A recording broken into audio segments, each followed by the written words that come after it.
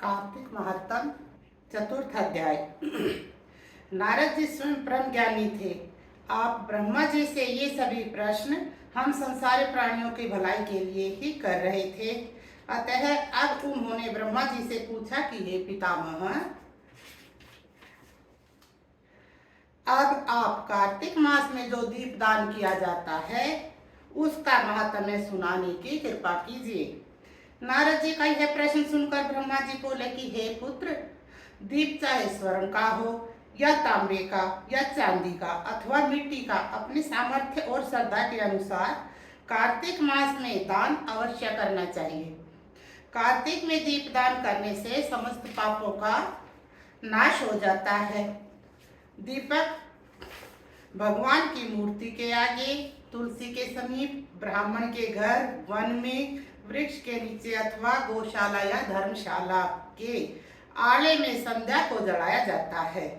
दीपक घी का जलाए अथवा तेल का, परंतु उसे पूरे मास तक जलाए। ब्राह्मण के घर दीपक जलाने से अग्निहोत्र यज्ञ का फल प्राप्त होता है। जो ऊंचे स्थान अथवा स्तंभ पर दीप जलाते हैं उनके घर में धन की वृद्धि होती है और वैकुंठ निवास होता है। दीप जलाते समय भगवान से प्रार्थना करें और कहें कि हे भगवान, आपके निमित्त मैं ये दीपक जलाती हूँ। कार्तिक में मथुरा, माघ में प्रयाग और वैशाख में हरिद्वार में स्नान तथा निवास करने से अत्यंत ही उत्तम फल मिलता है। जब सूर्य तुला, मकर अथवा मेष राशि में हो उस समय किए गए नियम, पूजा व दान बहुत उत्तम फल देते हैं। इन महीनों में किए हुए व्रत, दान, शुभ कर्मों से सब पापों का नाश होता है। जिस प्रकार भगवान भास्कर के उदय होने से अंधकार का नाश हो जाता है और ब्रज से पर्वत, गरुड़ के भय से सर्पों का, पवन से मेघ का, ध्यान से दुख का और सिंह के भय से मृगों का नाश हो जाता है, उसी प्रकार श्री मथुरा जी के दर्शन मात्र से ही सभी पापों का खात्मा हो जाता है। कार्तिक मास में स्नान व जागरण, दीप दान, तुलसी सेवन, भगवान के मंदिर में मार्जन, झाड़ू लगाना, गाना, भगवान की कथा सुनना या सुनाना, कार्तिक करना का कीर्तन करना या कराना, ये सब शुभ कार्य, इनके करने से श्रेष्ठ फलों की प्राप्ति होती है। पूर्व जन्म के पापों को नष्ट करने के लिए भी कुछ न कुछ व्रत, दान, भजन, पूजन आदि करना अति उत्तम है। ब्रह्मा जी के मुख से पूर्व जन्म के पाप शब्द के बारे में सुनकर नारद जी ने फिर से पूछा कि हे विधाता, पूर्व जन्म के का पाप किस प्रकार जाने जा सकते हैं? यह सुनने की मेरी इच्छा है, सो आप कृपा करके सुना दीजिए। तो इस पर ब्रह्मा जी बोले कि हे पुत्र, पूर्व जन्म में ब्रह्म हत्यारा, क्षय रोगी और पर स्त्री गमन करने वाला कोढ़ी बनता है।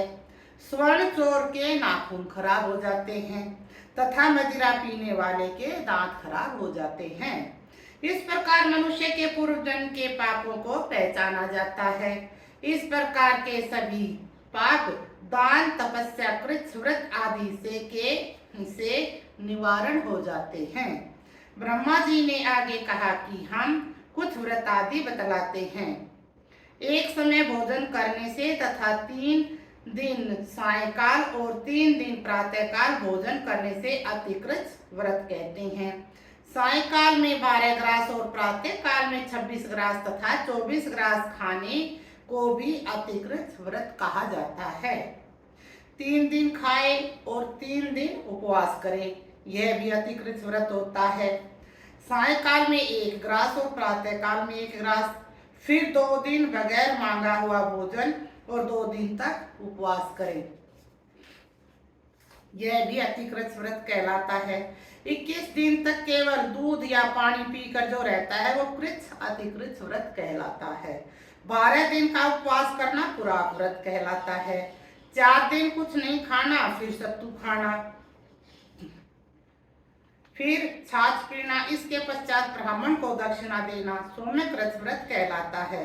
इसी प्रकार 12 दिन तक उपवास करना द्वादश कृच्छ व्रत कहलाता है। तो जिस प्रकार सभी प्राणी अपने सच्चे मन से, तन मन धन से जो कार्तिक मास में भगवान वासुदेव की, भगवान विष्णु भगवान की, तुलसी मैया की पूजा आराधना करता है, उसके सभी मनोकामनाएं पूरी होती हैं। और अगर कोई प्राणी व्रत नहीं कर सकता तो वो एक समय भोजन खाकर भी पूजा अर्चना कर सकता है। जैसे सभी मासों में कार्तिक मास उत्तम है, उसी प्रकार सभी देवों में विष्णु भगवान, श्री हरि विष्णु भगवान उत्तम हैं। तो हमें कार्तिक मास में पूजा अर्चना करनी चाहिए, झूठ नहीं बोलना चाहिए, किसी का मन नहीं दुखाना चाहिए। उनकी सभी मनोकामनाएं पूर्ण होती हैं और पूर्व जन्म के पापों का नाश होता है। चतुर्थ अध्याय